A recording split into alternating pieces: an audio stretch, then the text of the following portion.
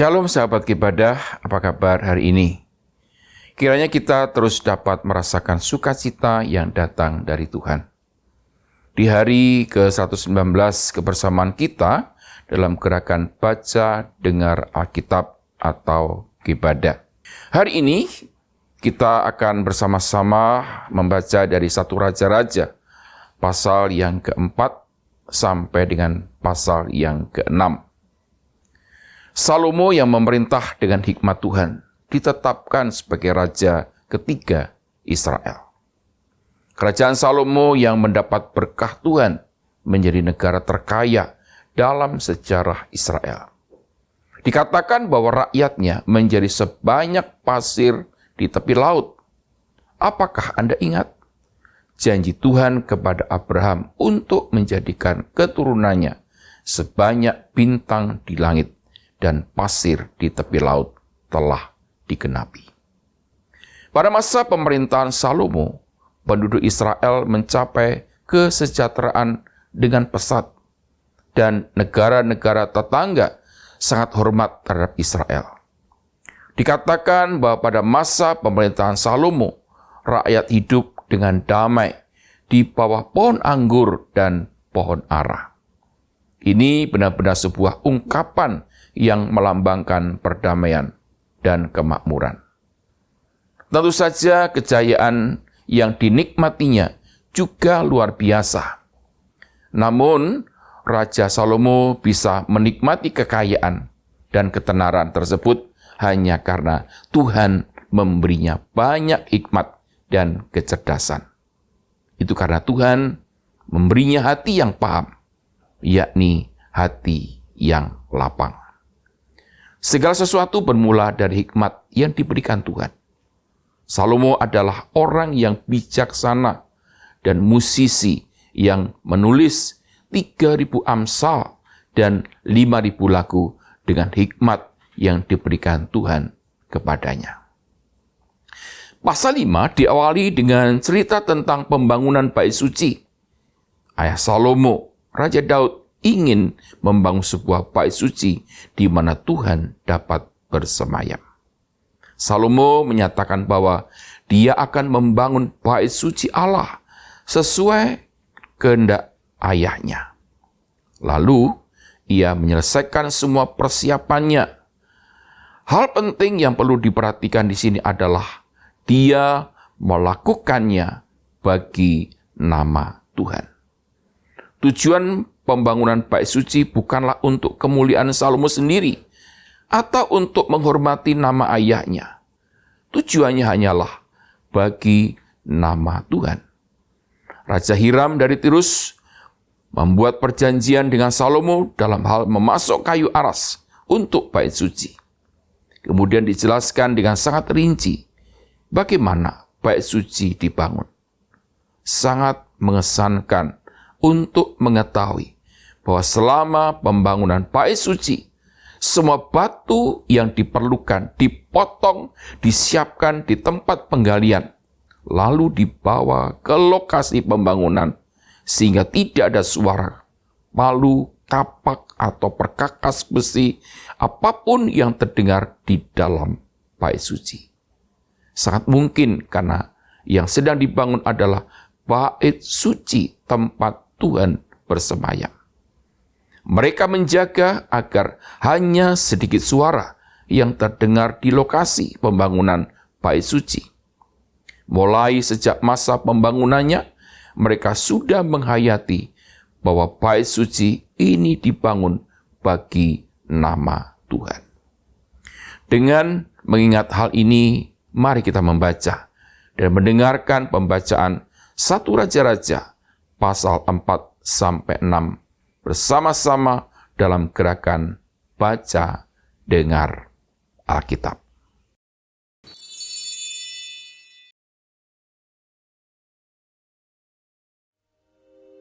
Maka Salomo menjadi raja atas seluruh Israel.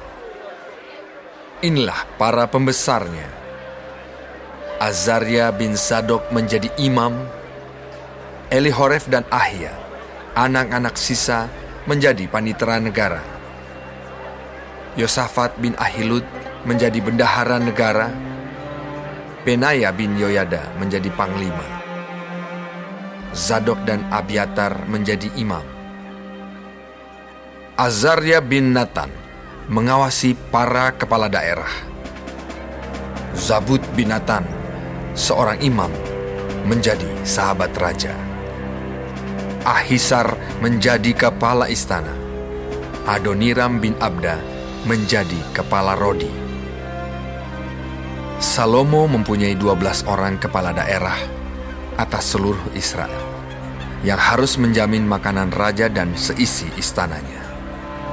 Adalah tanggungan tiap-tiap kepala daerah untuk menjamin makanan selama sebulan dalam setahun. Inilah nama-nama mereka. Ben-Hur di pegunungan Efraim, Ben-Deker di Makas, di Saalbim, di Bet-Semes, dan di Elon Bet-Hanan.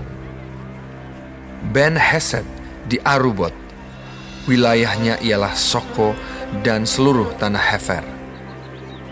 Ben-Abinadab memegang seluruh tanah Bukit Dor, dan Tafat binti Salomo menjadi istrinya.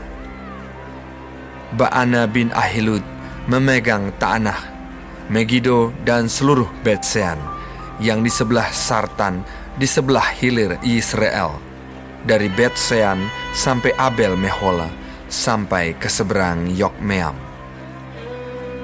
Selanjutnya Ben-Geber di Ramot Gilead, wilayahnya ialah Hawot Yair yang di Gilead. Yair ialah anak Manasye. Juga wilayah Argob yang di Basan dipegangnya. 60 kota besar, berpagar tembok dan berpalang pintu tembaga. Ahinadab bin Ido memegang Mahanaim. Selanjutnya Ahimaas di Naftali. Ia juga mengambil seorang anak Salomo menjadi istrinya, yakni Basmat. Selanjutnya Baana bin Husai di Asyir dan di Alot. Lalu Yosafat bin Paruah di Isakar, dan Simei bin Ela di Benyamin. Geber bin Uri di tanah Gilead memegang tanah Sihon, raja orang Amori, dan tanah Og, raja Basan. Dan dialah satu-satunya kepala daerah yang ada di tanah itu. Orang Yehuda dan orang Israel jumlahnya seperti pasir di tepi laut. Mereka makan dan minum serta bersukaria. Maka Salomo berkuasa atas segala kerajaan, mulai dari sungai Efrat sampai negeri orang Filistin dan sampai ke tapal batas Mesir. Mereka menyampaikan upeti dan tetap takluk kepada Salomo seumur hidupnya. Adapun persediaan makanan yang diperlukan Salomo untuk sehari ialah 30 kor tepung yang terbaik dan 60 kor tepung biasa. 10 ekor lembu gebukan dan 20 lembu gembalaan dan 100 ekor domba. Belum terhitung rusa, kijang, rusa dandi, dan gangsa piaraan. Sebab ia berkuasa atas seluruh tanah di sebelah sini sungai Efrat, mulai dari Tifsah sampai ke Gaza, dan atas semua raja di sebelah sini sungai Efrat. Ia dikaruniai damai di seluruh negerinya. Sehingga orang Yehuda dan orang Israel diam dengan tentram, masing-masing di bawah pohon anggur dan pohon aranya, dari Dan sampai Bersheba seumur hidup Salomo. Lagi pula, Salomo mempunyai kuda 40.000 kandang untuk kereta-keretanya dan 12.000 orang berkuda. Dan para kepala daerah itu menjamin makanan Raja Salomo, serta semua orang yang ikut makan dari meja Raja Salomo. Mereka membawanya masing-masing dalam bulan gilirannya dengan tidak mengurangi sesuatu apapun. jelai dan jerami untuk kuda-kuda biasa dan kuda-kuda teji dibawa mereka ke tempat yang semestinya, masing-masing menurut tanggungannya. Dan Allah memberikan kepada Salomo hikmat dan pengertian yang amat besar, serta akal yang luas seperti dataran pasir di tepi laut. Sehingga hikmat Salomo melebihi hikmat segala Bani Timur dan melebihi segala hikmat orang Mesir. Ia lebih bijaksana daripada semua orang, daripada Etan, orang Ezrahi itu, dan daripada Heman, Kalkol, dan Darda, anak-anak Mahol. Sebab itu ia mendapat nama di antara segala bangsa sekelilingnya. Ia menggubah 3.000 amsal dan nyanyiannya ada 1.005. Ia bersajak tentang pohon-pohonan, dari pohon aras yang di Gunung Libanon sampai kepada hisop yang tumbuh pada dinding batu. Ia berbicara juga tentang hewan dan tentang burung-burung dan tentang binatang melata dan tentang ikan-ikan. Maka datanglah orang dari segala bangsa mendengarkan hikmat Salomo, dan ia menerima upeti dari semua raja-raja di bumi yang telah mendengar tentang hikmatnya itu.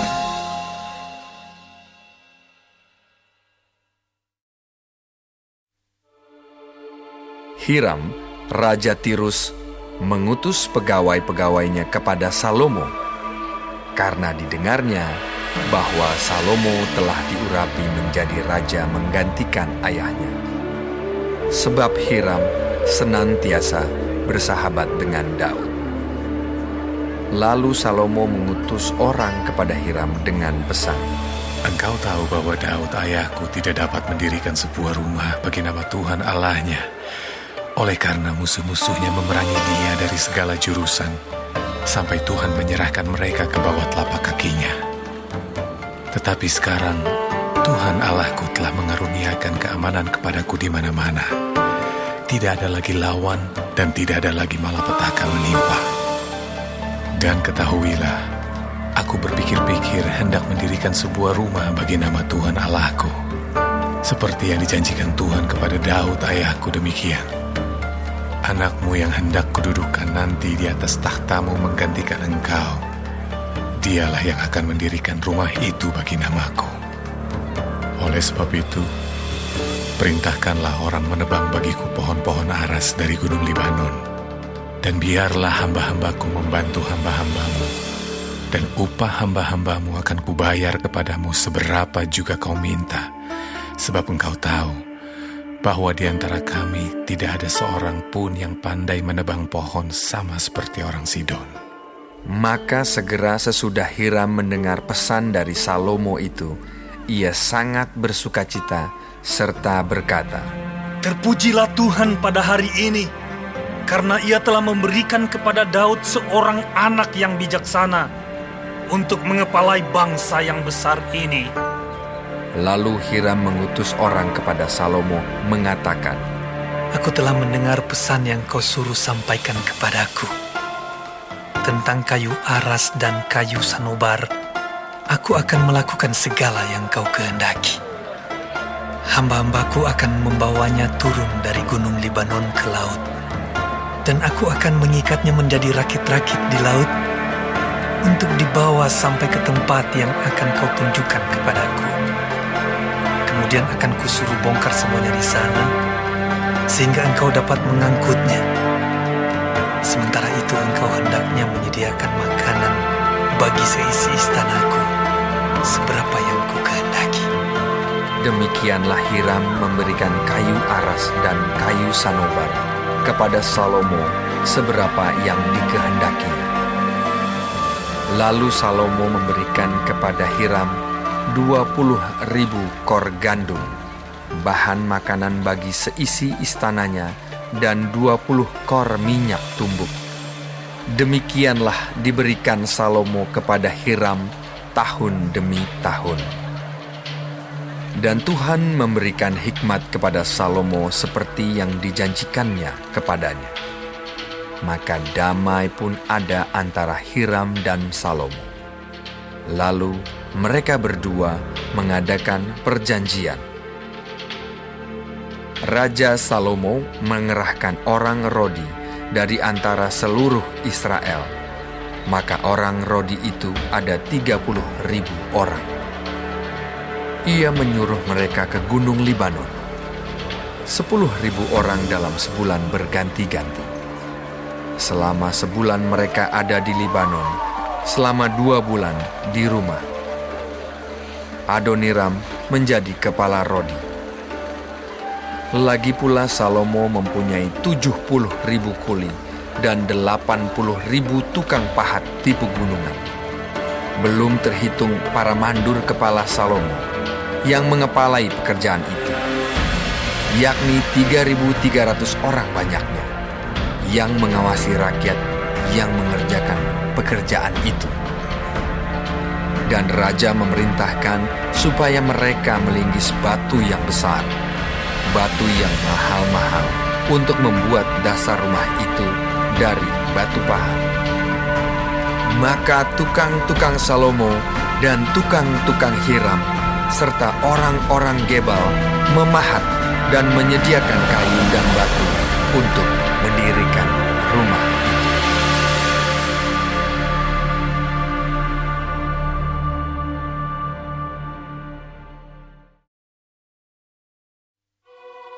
Dan terjadilah pada tahun ke-480 sesudah orang Israel keluar dari tanah Mesir.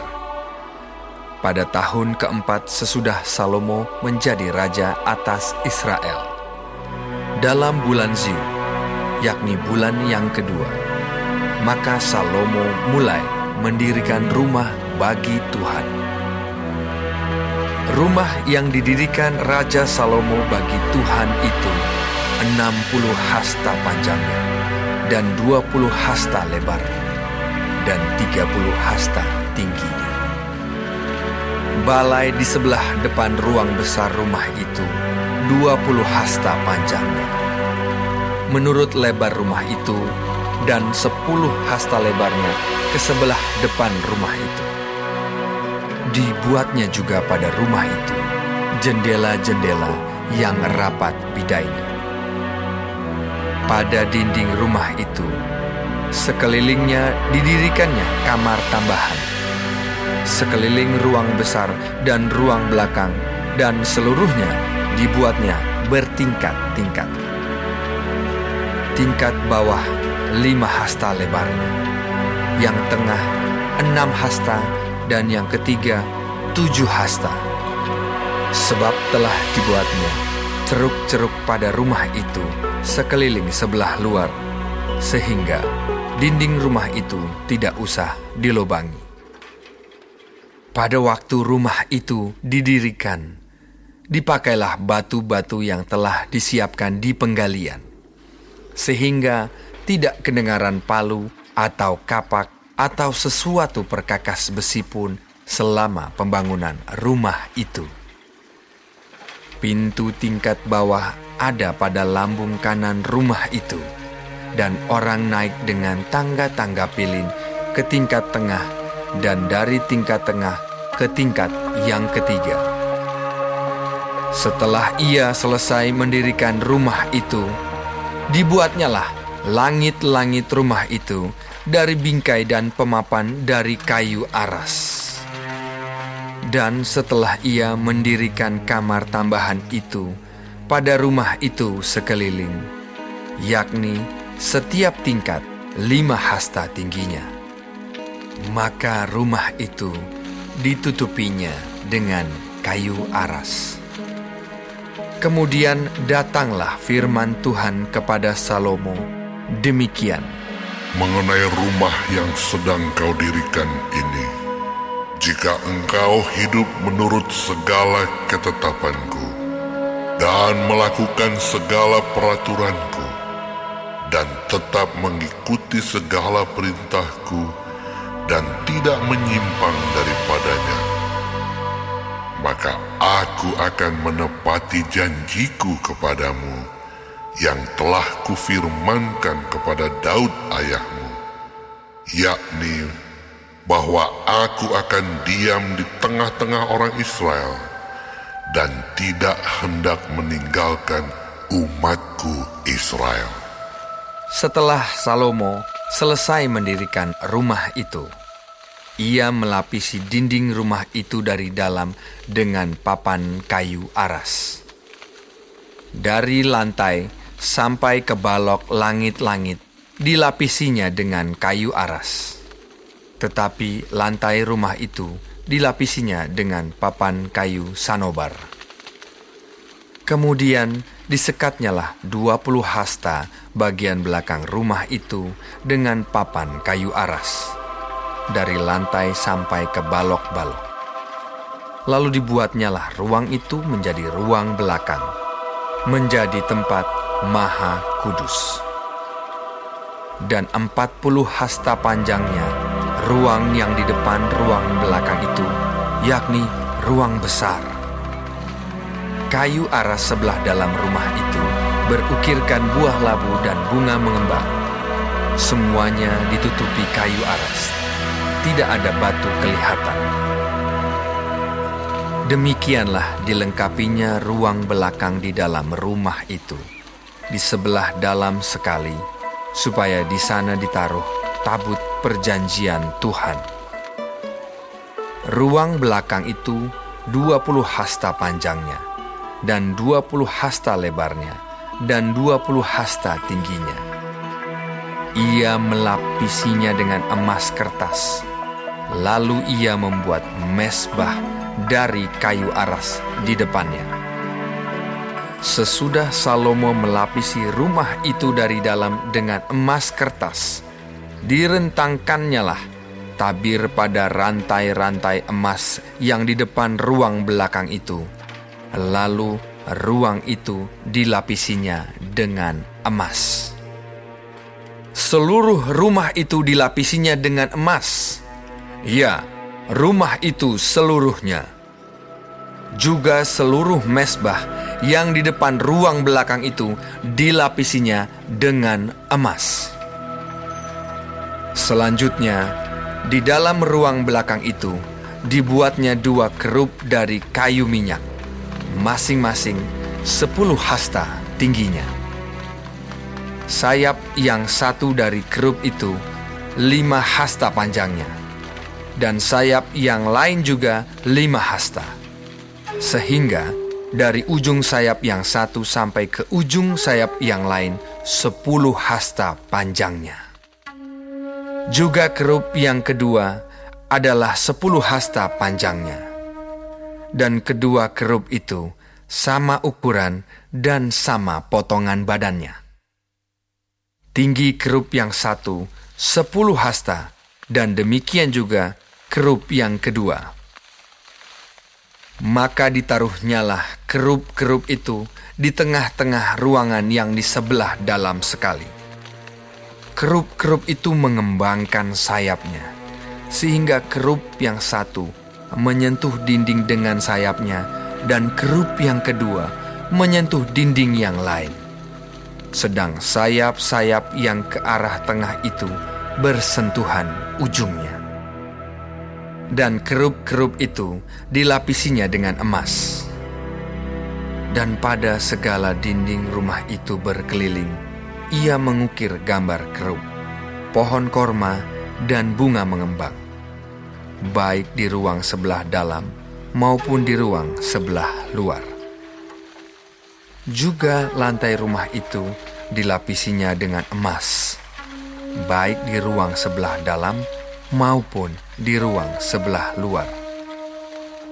Sebagai pintu masuk ke ruang belakang, dibuatnyalah pintu dari kayu minyak. Ambang dan tiangnya merupakan segi 5. Pada kedua daun pintu yang dari kayu minyak itu, ia mengukir gambar kerup, pohon korma, dan bunga mengembang. Kemudian dilapisinya dengan emas. Juga pada kerup dan pada pohon korma itu disalutkannya emas.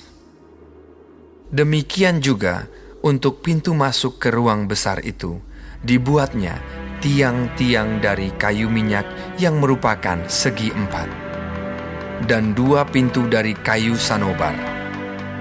Kedua papan pintu dari pintu yang satu dapat dilihat, dan demikian juga kedua papan pintu yang lain. Lalu diukirnyalah padanya kerub, pohon korma, dan bunga mengembang. Kemudian dilapisinya pintu itu dengan emas pipih pada gambar ukiran itu. Ia mendirikan tembok pelataran dalam dari 3 jajar batu pahat dan dari 1 jajar balok kayu aras. Dalam tahun yang keempat, dalam bulan Ziu, diletakkanlah dasar rumah Tuhan. Dan dalam tahun yang ke-11, dalam bulan Bul, yaitu bulan ke-8, selesailah rumah itu dengan segala bagian-bagiannya dan sesuai dengan segala rancangannya. Jadi 7 tahun lamanya ia mendirikan rumah itu.